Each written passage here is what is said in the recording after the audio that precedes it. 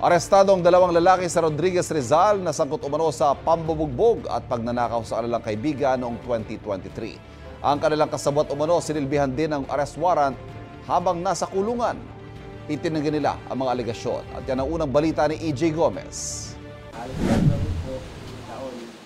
Balik kulungan ang dalawang lalaking ito sa Rodriguez Rizal matapos silbihan ng arrest warrant para sa kasong robbery. Ang mga akusado kabilang daw sa grupong nagnakaw at nambugbog umano sa nakaaway nilang kaibigan noong 2023. Itong grupong to ay naglalaro ng Caracross.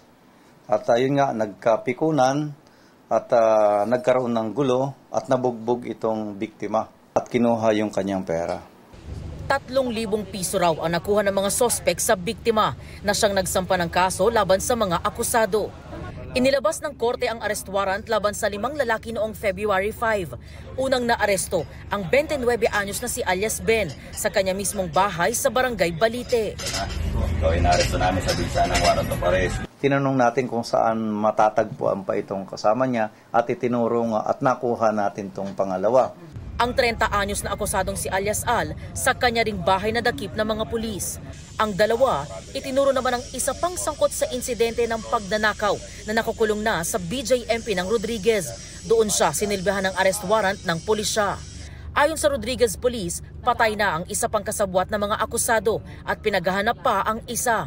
Depensa ng mga naaresto, nakiawat lang sila sa mga nag-aaway. Anila, lasing noon ang biktima. Wala po kami kinalaman doon. Hindi ko sila pa nakailaman. Baka sila dahil baka madamay pa ako eh. Naglalaro po kami. Lasing po yung nagreklamo sa amin.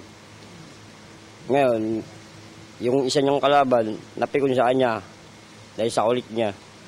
Ngayon, pang-abot sila. Awat kami ng awat. Wala rin daw nangyaring pagnanakaw matapos magkapikunan. Hindi, kasi siyempre lasing nga siya. Akala niya inuuwa. Hindi niya alam, talo na siya. Ayun, kaya doon din napikon yung una niyang nakasuntukan. Dinamay niya kami ng hindi naman dapat eh. Nakadetain ang mga akusado sa custodial facility ng Rodriguez Municipal Police Station. Ito ang unang balita. EJ Gomez para sa GMA Integrated News.